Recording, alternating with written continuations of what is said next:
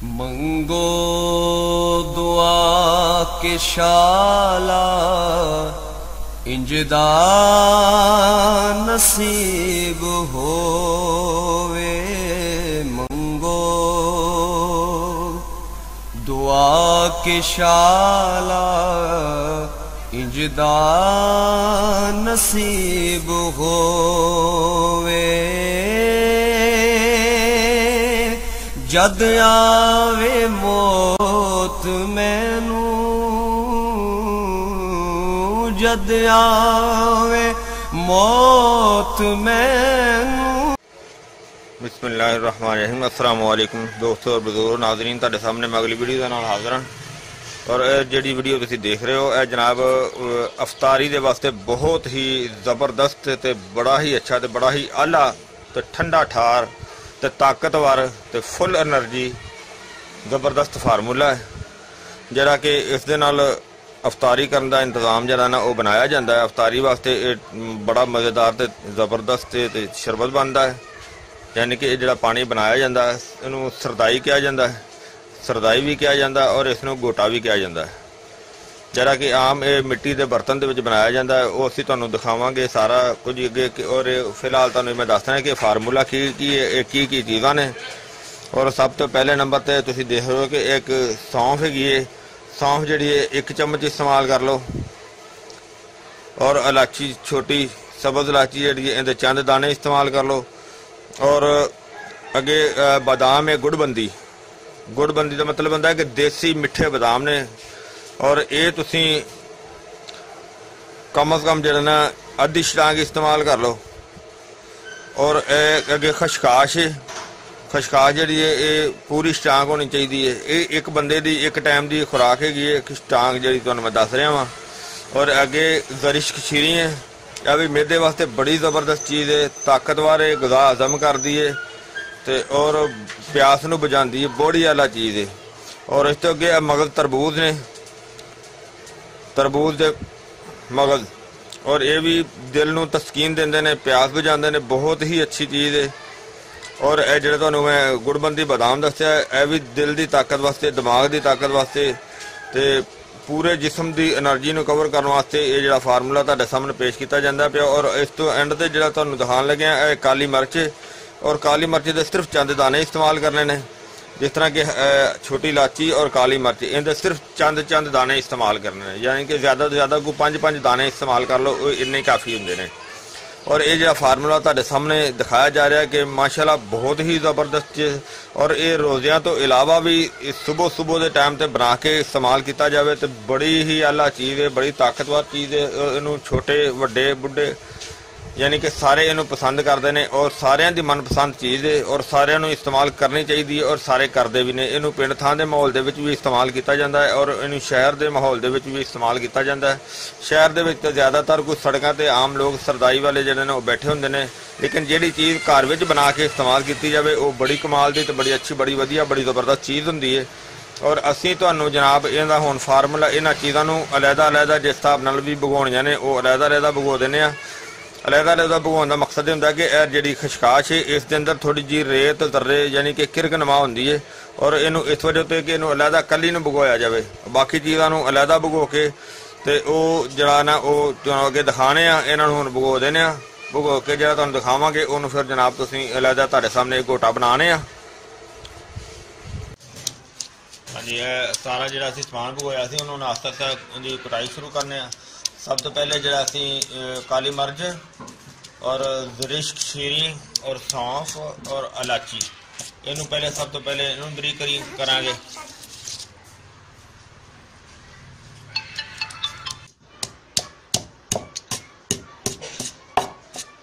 बाकी चीज़ों की भी जी सारी तैयारी की हुई है।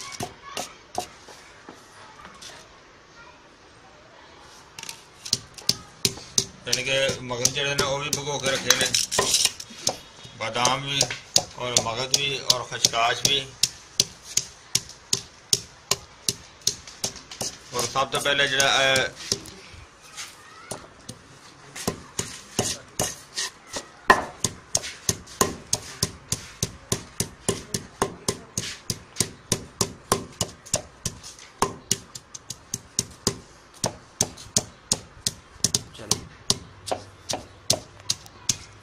ਜਿਹੜਾ ਪਹਿਲਾ ਸਮਾਨ ਜਿਹੜਾ ਸੀ ਸੌਂਫ ਵਗੈਰਾ ਇਲਾਚੀਆਂ ਉਹ ਕੁਝ ਬਰੀਕ ਹੋ ਗਏ ਨੇ ਜ਼ਿਆਦਾ। ਹੁਣ ਇਸ ਵਜ੍ਹਾ ਤੋਂ ਨਾਲ ਜਾਂ ਨਾ ਉਹ ਖੁਸ਼ਕਾਸ਼ ਜਿਹੜੀ ਉਹ ਸ਼ਾਮਲ ਕਰਨੇ ਆ।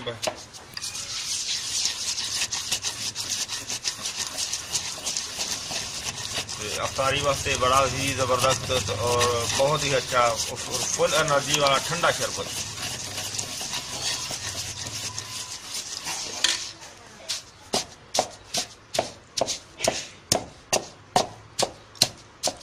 देसी चीज़ का एक अपना ही फायदा होता है,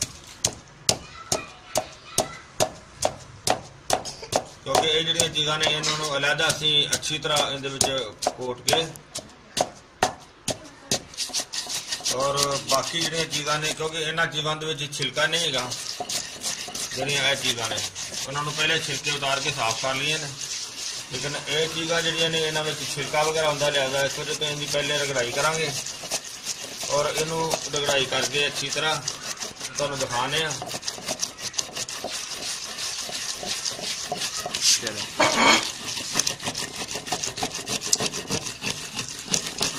काफ़ी देर हो गई सानू रगड़दे नूं, काफ़ी बारीक हो गई, लिहाजा ये काफ़ी टाइम लगना इहदे ते।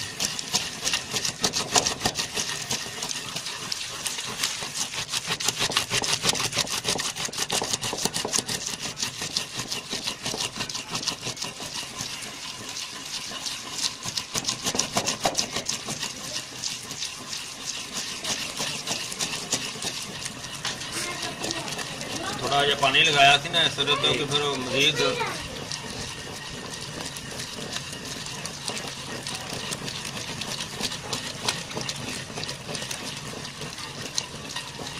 काफ़ी टाइम ज़्यादा ले रही है ना रगड़ाई करने, क्योंकि जितना ज़्यादा रगड़ाया जाएगा उतना टेस्ट अच्छा बन जाता है।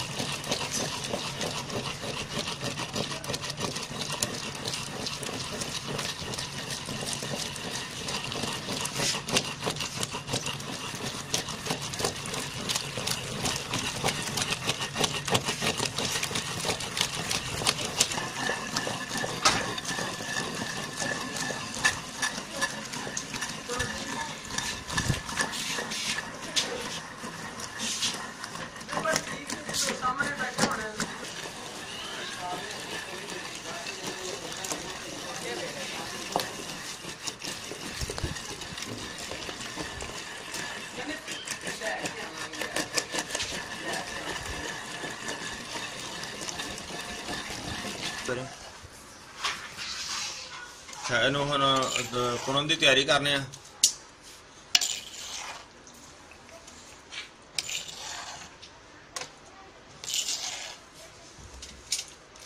ਬਹੁਤ ਵਧੀਆ ਹੋ ਗਈ।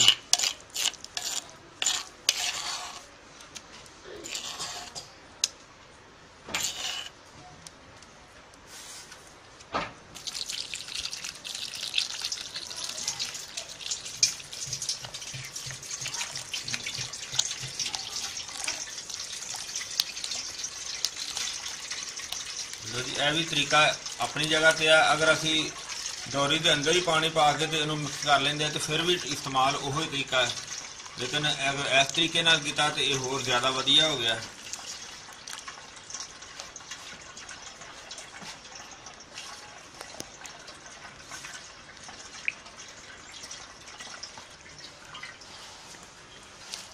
और जरा ना इस तरह का रूप जरा ना वो तकरीबन कढ़ ली जाना। कढ़न तो बाद जरा चीनी अपनी मर्जी के नाल जरा कि मिठास हसवे जायका जरा ना वो रखा जा सकता है।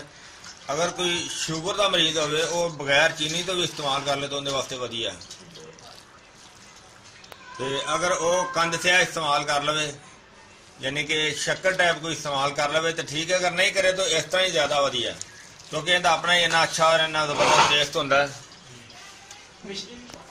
देखो जो असी पहले सारा घोटा बनाया सी वो सारा जरा ना उन्होंने कपड़े च पुन लिया, छान लिया, छान के तो हुण इस वजह तो अलहदा जरा ना मगज जड़े ने तरबूज और बदामां दी गिरियां इन्हों पुनन की जरूरत नहीं, इस वजह तो इन्हों अलहदा घोड़ के तो इसके अंदर शामिल करांगे।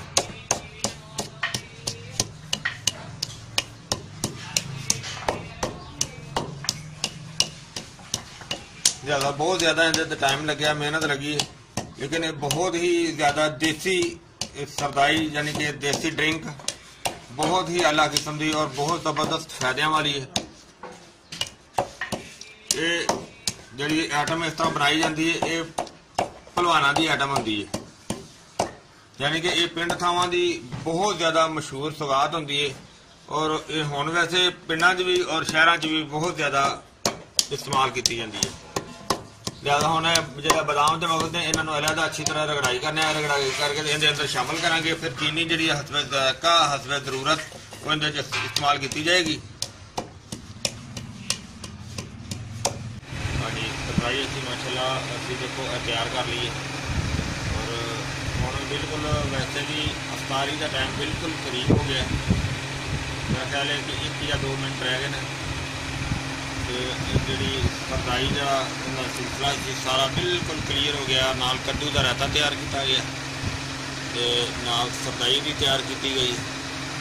अफ्तार का टाइम भी बिल्कुल पूरा होने वाला है तो जिस तरह ही अफ्तारी करांगे फिर तुहानूं दस्सिया जाएगा कि एक कैसा और बेहतरीन जड़ा ना सरदाई शरबत का तैयार किया जाता है और कैसा लगेगा।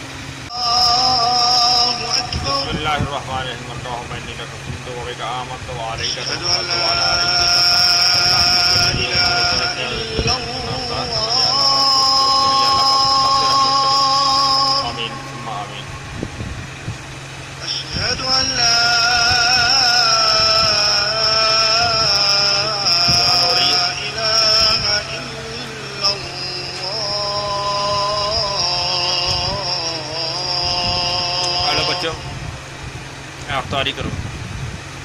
अशहदु अन्ना मुहम्मदर रसूलुल्लाह।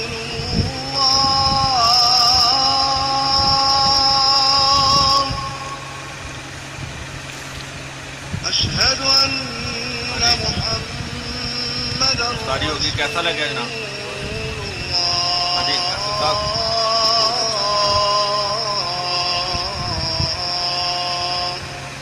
अल्हम्दुलिल्लाह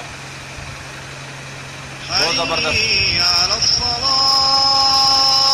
उम्मीद है इंशाल्लाह ये तुहानूं वीडियो अच्छी लगी होगी। इन्हूं तुसीं लाइक करो, शेयर करो, सब्सक्राइब करना बिल्कुल नहीं भूलना। इंशाल्लाह अगली वीडियो में फिर मिलेंगे। इजाज़त, अल्लाह हाफ़िज़, अस्सलामु अलैकुम वरहमतुल्लाहि वबरकातुहू। गए बतेरे सरकार नो कमांगे, गम हो गए बतेरे सरकार नो कमांगे।